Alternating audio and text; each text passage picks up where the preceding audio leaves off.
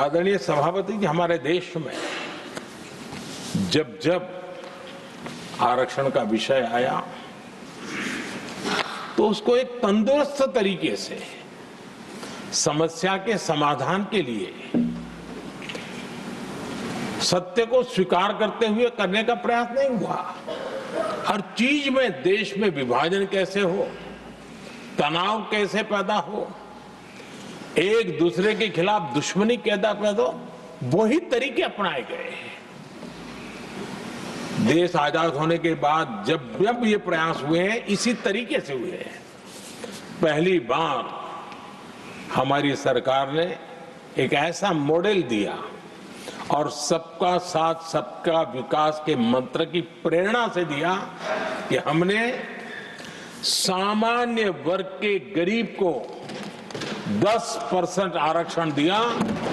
बिना तनाव के, बिना किसी का छीन करके। और जब ये निर्णय किया तो एससी समुदाय ने भी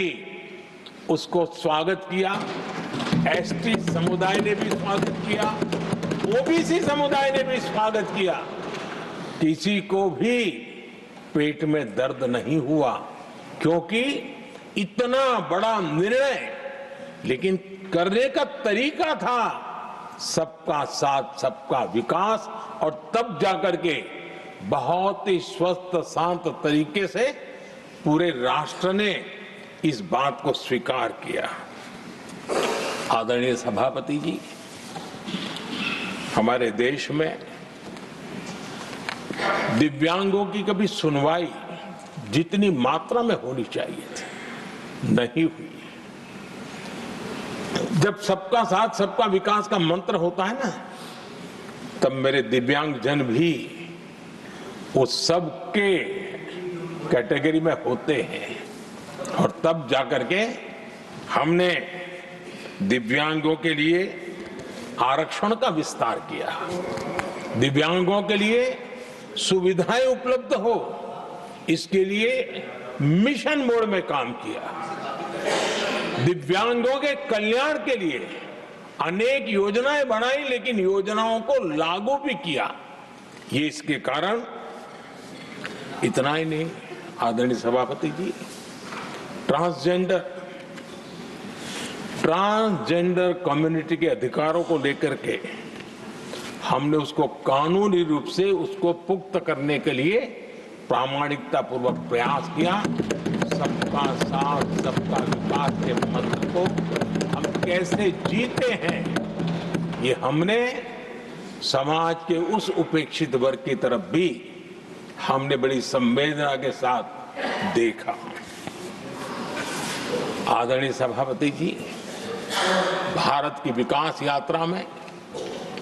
नारी शक्ति के योगदान को कोई नकार नहीं सकता, लेकिन उनको अगर अवसर मिले और वो नीति निर्धारण का हिस्सा बने तो देश की प्रगति में और गति आ सकती है। और इस बात को ध्यान में रखते हुए हमने ही, और इस सदन का पहला निर्णय हुआ, हम देशवासी गर्व कर सकते हैं, सदन इस बात के लिए याद रखा जाएगा, ये नया सदन सिर्फ उसके रूप रंग के लिए नहीं, ये नया सदन का पहला निर्णय था नारी शक्ति बंधन। इस नए सदन को हम किसी और तरीके से भी कर सकते थे, हम हमारी वाहवाही के लिए भी उपयोग कर सकते थे, पहले भी होता था, लेकिन हमने तो मातृशक्ति की वाहवाही के लिए इस सदन का आरंभ किया था, और मातृशक्ति के आशीर्वाद से ये सदन अपना कार्य आरंभ किया है।